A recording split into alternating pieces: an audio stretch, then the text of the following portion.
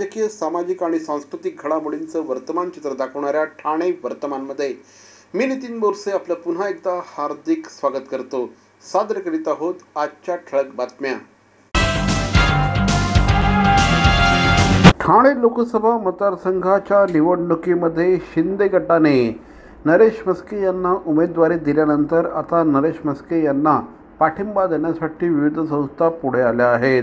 राजस्थान प्रगती मंडळ आणि राजस्थानी समाजाच्या वतीने भारतीय जनता पार्टी आणि शिवसेना युतीचे कॅन्डिडेट श्री नरेश म्हस्के यांना पाठिंबा देत असल्याची घोषणा आज राजस्थान प्रगती मंडळचे अध्यक्ष श्री राकेश मोदी यांनी एका व्हिडिओद्वारे केली आहे.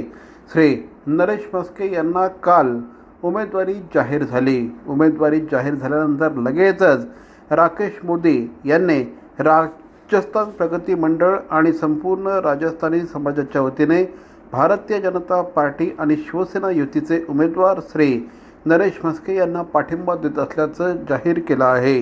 मैं राकेश रामोतार मोदी राजस्थान प्रगति मंडल का अध्यक्ष होने के नाते थाना और कल्याण की तमाम जनता से आह्वान करना चाहता हूं कि आने वाले लोकसभा के इलेक्शन में 20 मई को ज़्यादा से ज़्यादा संख्या में 100% संख्या में उतरकर भारतीय जनता पार्टी शिवसेना युति के उम्मीदवार कल्याण लोकसभा से श्रीकांत एकनाथ शिंदे और थाने लोकसभा से नरेश जी म्हस्के को भारी मतों से विजयी बनाए और प्रधानमंत्री नरेंद्र जी मोदी के हिंदू राष्ट्र के सपने को साकार करें. श्री नरेश म्हस्के यांना काल उमेदवारी जाहीर झाल्यानंतर त्यांनी महाराष्ट्र नवनिर्माण सेनेचे अध्यक्ष श्री राज ठाकरे यांची भेट घेतली. यावेळेस कल्याण लोकसभा मतदारसंघाचे उमेदवार श्रीकांत शिंदे हे देखील त्यांच्या समवेत उपस्थित होते. यावेळेस कल्याण जिल्हा प्रमुख श्री गोपाळ लांडगे, ठाणे शहर प्रमुख श्री हेमंत पवार यांच्यासह अनेक मान्यवर उपस्थित होते. राज ठाकरे हे नरेश म्हस्के आणि श्रीकांत शिंदे यांच्यासाठी ठाणे शहरामध्ये प्रचार सभा घेणार असल्याची माहिती देखील हाती आली आहे. दरम्यान काल श्री नरेश म्हस्के यांची उमेदवारी जाहीर झाल्यानंतर आमदार प्रताप सरनाईक, आमदार रवींद्र फाटक यांनी देखील श्री म्हस्के यांची भेट घेऊन त्यांचं अभिनंदन केलं. महाविकास आघाडी सरकार सत्तेत असताना 2.5 वर्षात मुंबई मेट्रो, जलयुक्त शिवार, मराठवाडा वॉटर ग्रीड असे महाराष्ट्राच्या विकासाचे प्रकल्प बंद करून महाराष्ट्राशी द्रोह करणाऱ्या उद्धव ठाकरे आणि त्यांना पाठिंबा देणाऱ्या शरद पवार यांना लोकसभा निवडणुकीमध्ये मतदारांनी धडा शिकवावा असं आवाहन भारतीय जनता पार्टीचे प्रदेश प्रवक्ते केशव उपाध्ये यांनी केलं.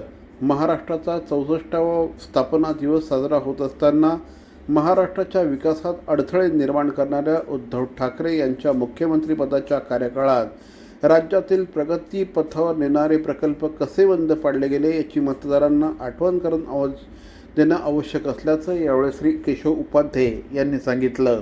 मला असं वाटतं, मी आतापर्यंत यादी दाखवली, गेल्या देवेंद्रजी मुख्यमंत्री असताना कशा पद्धतीने महाराष्ट्राच्या विकासाचे प्रकल्प सुरू केले होते. किंबहुना माझं तर म्हणणं आहे की एक चांगलं सकारात्मक काम केलेलं उद्धव ठाकरेंनी दाखवावं. महाराष्ट्रामधलं सर्वाधिक शेतकऱ्याच्या आत्महत्या शरद पवार कृषी मंत्री असताना होत्या.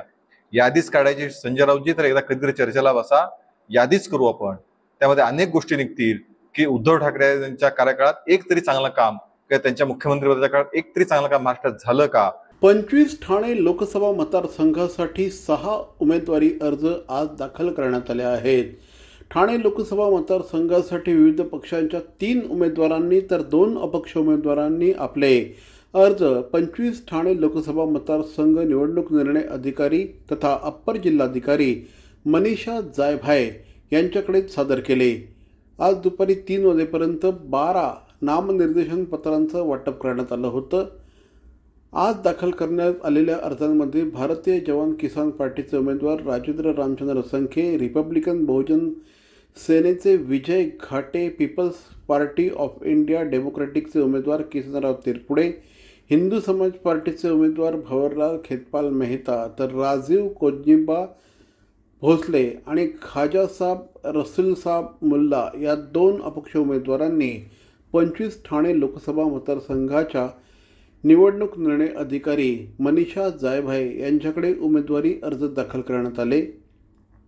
शिवसेना शिंदे गटाच्या वतीने 4, भारत महापरिवार पार्टीच्या वतीने 1, वंचित बहुजन आघाडीच्या वतीने 3, तर बहुजन समाज पार्टी 2, भीमसेना 1 आणि 1 अपक्ष असे नामनिर्देशन पत्रांचं वाटप करण्यात आलं आहे। मोरेबंधू आंबेवाले यांचे देवरत्न मँगोज, चव अस्सल हापूसची, खास आंबेप्रेमींसाठी आंबेप्रेमींकडून। रत्नागिरी आणि देवगडच्या शेतकऱ्यांनी घाम गळून पिकवलेला, गवतात पिकवून मनापासून वाढवलेला अस्सल हापूस रास्त, अगदी रास्त भावात आणि हो, होम डिलिव्हरीसाठी सुद्धा उपलब्ध। मोरेबंधू आंबेवाले यांचे देवरत्न मँगोज, सत्यम कलेक्शन समोर, घंटाळी रोड, ठाणे पश्चिम। आजच संपर्क साधा। CP Goenka International School, nurturing talent at young age for scholastics, sports and performing arts in global perspective. Proud to have world toppers and country toppers in 10th standard Cambridge examinations. Ranked the best emerging school by the Times of India for personality over percentage. CP Goenka is the intelligent choice. सर्व नागरिकांना आवाहन करण्यात येत आहे की सध्या डासांमार्फत पसरणाऱ्या dengue या आजाराचा प्रसार रोखण्यासाठी प्रत्येकाने पुढील प्रमाणे कार्यवाही करावी। डेंग्यू आजार एडिस इजिप्ती हा डास चावल्याने होतो। या डासांची पैदास साचलेल्या किंवा साचवलेल्या स्वच्छ पाण्यामध्ये होते। 8 दिवसांपेक्षा जास्त दिवस पाणी उघडे व साचून राहिल्यास त्यात डास अंडी घालतात। अंड्यांच्या अळ्या तयार होऊन पुढे डास तयार होतात। यासाठी आपल्या घरातील पाणी साठे, उदाहरणार्थ बॅरल्स, पिंपे, टाक्या, हौद, रांजणे इत्यादी दर आठवड्याला रिकामे करून घासून पुसून कोरडे करून पुन्हा भरावे। 1 दिवस कोरडा दिवस म्हणून पाळावा। पाणी साठ्यांना घट्ट झाकणे बसवावीत किंवा जुनी साडी, चादर, धोतर यांनी बांधून झाकून ठेवावीत, म्हणजे डास त्यात जाऊन अंडी घालणार नाहीत। घराच्या गच्चीवर, आजूबाजूला, अंगणात कोठेही पाणी साचू देऊ नये। भंगार सामान उघड्यावर टाकू नये, उदाहरणार्थ टायर्स, प्लास्टिक सामान, कुंड्या, टाकाऊ वस्तू इत्यादी। अशा सामानात पावसाचे पाणी साठून त्यात डेंग्यूच्या डासांची पैदास होते। घरातील कूलर्स, फ्रीजच्या पाठीमागील ट्रे हे देखील वेळोवेळी कोरडे करावेत।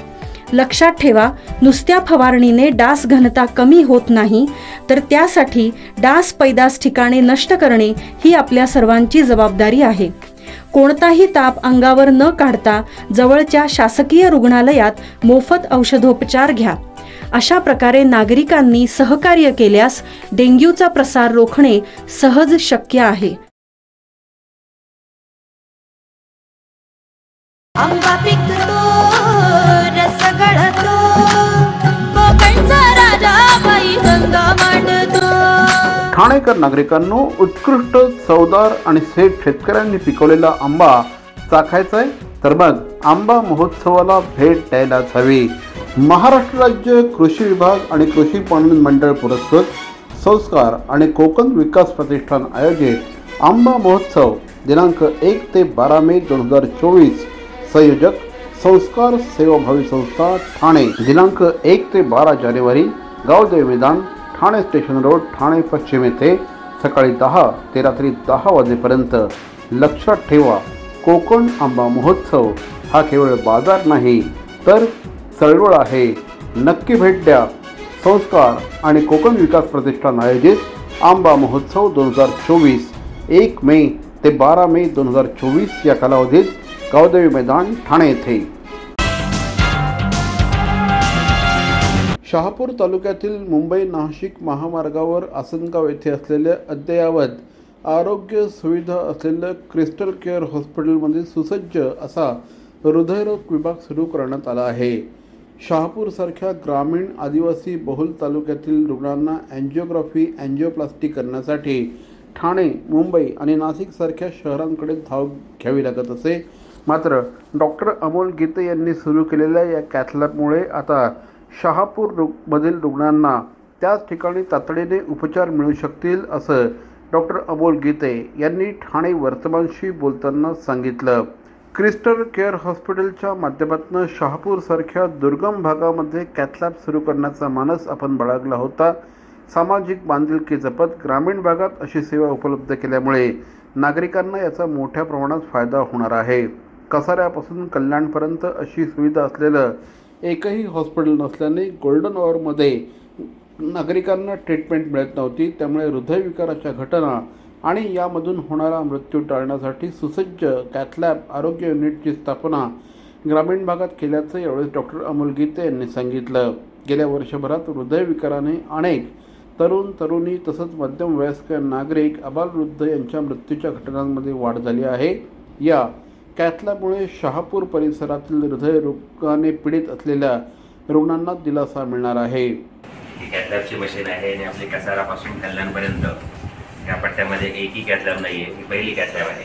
त्यामुळे गोल्डन आवरमध्ये जे ट्रीटमेंट असते ते मिळवण्यासाठी लोकांना जे ठाण्याला जावं लागायचं किंवा इकडे नाशिकला जावं लागायचं, SMBTला जावं लागायचं, तर ते जावं लागू नये म्हणून आपल्या शहापूरमध्ये आपण ही सेवा आजपासून सुरुवात करत आहोत. एन्जिओग्राफी आणि एन्जिओप्लास्टी या दोन्ही सुविधा इथे उपलब्ध होणार आहेत. काही दिवसांमध्ये आपण बायपास सर्जरीसारखी सुविधासुद्धा इथे आणणार आहोत. आता आज त्या ठिकाणी सुरोशे सरांच्या हस्ते उद्घाटन झालेलं आहे. म्हणजे आपले हृदयरोगाने जे लोकांचं वेळेमध्ये उपचार न मिळाल्यामुळे जे मृत्यू होतात ते आपण कमी करण्याचा प्रयत्न करू. ही सुविधा उपलब्ध झाल्यामुळे लोकांना फायदाच होणार आहे. तर शहापूर आणि परिसरातील लोकांना माझं आव्हान असेल की या कॅथलॅब सुविधेचा आपण फायदा घ्यावा. काही दिवसांमध्ये MJPGY योजनेच्या अंतर्गत आपण एन्जिओप्लास्टीसुद्धा मोफत करणार आहोत. एकही उपाय न लागता. आता सध्या थोडे दिवस, कदाचित पुढच्या 7 दिवसामध्ये MJPGY महात्मा ज्योतिबा फुले योजनेच्या पॅनलवर ही कॅथलॅब करण्याची फॅसिलिटी पण येणार आहे. यावेळी शहापूर वैद्यकीय अधिकाऱ्यांच्या IMA संघटनेचे सचिव डॉक्टर विलास सुरोशे, कुणबी महोत्सवाचे अध्यक्ष Kiran Sokande, cardiologist doctor Bharat Jain, Crystal केअरचे मुख्य प्रशासक doctor Pravin Kangane, cath lab manager Sumit Bagul, cath lab प्रभारी हरीश जैन, सिनियर ॲडमिन सत्यमूर्ती आदी मान्यवरांसह विविध क्षेत्रातले मान्यवर यावेळेस उपस्थित होते. आमदार श्री संजय केळकर यांच्या हस्ते काल ठाणे शहरातील आंबा महोत्सवाला सुरुवात झाली. गावदेवी मैदानामध्ये आगामी 12 मेपर्यंत हा आंबा महोत्सव सुरू राहणार आहे. गेल्या 17 वर्षांपासून आंबा महोत्सवाच्या माध्यमातून शेतकरी आणि ग्राहक यांना एकत्र आणून ग्रामीण अर्थव्यवस्थेला बळ देण्याचे काम आमदार श्री संजय केळकर यांच्या माध्यमातून होतं आहे. काल 1 मे या महाराष्ट्र दिनी चिमुकल्या पंचकन्यांच्या हस्ते आंब्याचं पूजन करून या आंबा महोत्सवाला सुरुवात झाली. महाराष्ट्र राज्य कृषी विभाग आणि कृषी पणन मंडळ पुरस्कृत तसंच संस्कार सेवाभावी संस्था आणि कोकण विकास प्रतिष्ठानच्या वतीने 1 मे ते 12 मे या कालावधीत ठाण्यातील गावदेवी मैदानात या आंबा महोत्सवाचं आयोजन करण्यात येत आहे. या महोत्सवाला आमदार श्री संजय केळकर, सौ कमल संजय केळकर, आमदार निरंजन डावखरे, प्रदेश प्रवक्ते केशव उपाध्याय, भाजप जिल्हाध्यक्ष संजय वाघुले, माजी उपमहापौर ॲडव्होकेट सुभाष काळे, अशोक भोईर, जिल्हा हाऊसिंग फेडरेशनचे अध्यक्ष सीताराम राणे, कोकण विकास प्रतिष्ठानचे राजेंद्र तावडे यांच्यासह अनेक मान्यवर उपस्थित होते. कोकणातील शेतकऱ्यांच्या पाठीशी उभे राहण्यासाठी ही चळवळ सुरू आहे. यामुळे ठाणेकर नागरिकांनी या कार्यक्रमाला यावं, या ठिकाणी आंब्याची खरेदी करावी आणि शेतकऱ्यांना मदत करावी असं आवाहन या निमित्ताने करण्यात आलं.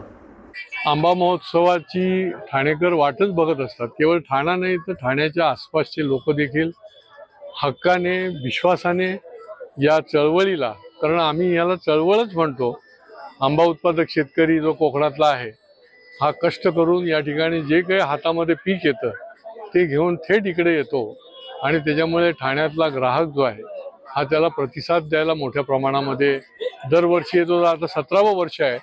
1 मे दरवर्षी आपण या आंबा महोत्सवाला सुरुवात करतो. मी आवाहन करेन की या शेतकऱ्यांना पाठबळ द्या. आपल्याला देखील चांगला दर्जेदार आंबा मिळेल, शेतकऱ्याला रास्त भाव मिळेल आणि मधली जी दलालांची फळी आहे ती बाजूला ठेवून थेट शेतकऱ्याला याच्या माध्यमातून ताकद मिळेल. दरवर्षीप्रमाणे आपण विश्वासाने या ठिकाणी आंबा महोत्सवामध्ये सहभागी व्हा.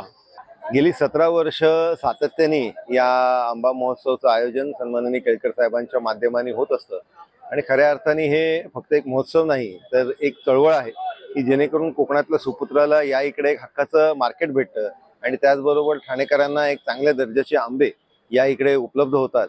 माझी आपल्या माध्यमाने सगळ्याच ठाणेकरांना मी आवाहन करतो की त्यांनी आवर्जून या आंबा महोत्सवाला भेट द्यावी. मी आज इथे आलो. आंबा महोत्सव हे नेहमीच माझं आकर्षण ठिकाण आहे. मुंबईत अनेक ठिकाणी जातो कारण उत्तम प्रतीचा आंबा अशा ठिकाणीच मिळतो. कोकणचा हा आंबा आहे आणि आंबा खाण्याचे दिवस आहेत. मला स्वतःला आवडतो, माझ्या कुटुंबात आवडतो, सगळ्यांनाच आवडतो आणि त्यामुळे अशा आंबा महोत्सवांनी खरोखर रसिकांना दर्जेदार खरा आंबा. बऱ्याच वेळा मुंबईत आता कुणी कसं आंबा विकत असतं, प्रत्येक जण देवगड आहे रत्नागिरी म्हणून विकत असतं, पण खरोखर अस्सल आंबा देवगडचा आंबा असेल किंवा जो काही तुम्हाला हवा आहे तो आंबा जर घ्यायचा असेल तर अशा प्रकारच्या ज्या बाजारपेठ आहेत असा उपयोग आहे. त्यामुळे मला असं वाटतं की हा शेतकऱ्यांसाठी पण फायद्याचा विषय आहे. घेताना थेट जो आंबा खाणारा माणूस इच्छुक आहे तो इथपर्यंत येतो आणि ग्राहकाला सुद्धा चांगला आंबा खायला मिळतो. त्यामुळे मला असं वाटतं की अशा गोष्टी झाल्या पाहिजेत, वारंवार मोठ्या प्रमाणात चालल्या पाहिजेत अशा आंबा महोत्सव ज्याचा उपयोग दोघांनाही होईल. नमस्कार, मी राजेंद्र तावडे, कोकण विकास प्रतिनिधी सचिव. आज आपल्या ठाणे आंबा महोत्सवाचं उद्घाटन होत आहे. 17वं वर्ष आहे. 1 मे ते 12 मे गावदेवी मैदानामध्ये आपला महोत्सव होणार आहे. शेतकरी ते ग्राहक या कन्सेप्टप्रमाणे आपण मागच्या 17 वर्षापासून आंबा महोत्सव भरवतो आहोत. शेतकऱ्यांचा आणि ग्राहकांचा विश्वास संपादन केलेला महोत्सव. ह्याच्यामध्ये ओरिजिनल म्हणजे देवगड, रत्नागिरी, वेंगुर्ला, गुहागर सगळे आंबे आपल्या तुम्हाला इकडे उपलब्ध असतील. त्यावर कोकणी पदार्थ जे आहेत ते पण तुम्हाला इकडे उपलब्ध होतील. तर जास्तीत जास्त ग्राहकांनी, ठाणेकरांनी या आंबा महोत्सवाला भेट द्यावी. तर मंडळी, या होत्या आजच्या ठळक बातम्या. आपल्या काही सूचना अथवा समस्या असल्यास आमचा पत्ता Dadoji Konde stadium, shop number 16, Khatal road, Thane पश्चिम, दूरध्वनी क्रमांक 9820939420. तर मग पुन्हा भेटू उद्या याच वेळी याच ठिकाणी ठाणे वर्तमानमध्ये. तोपर्यंत धन्यवाद. जय हिंद, जय महाराष्ट्र.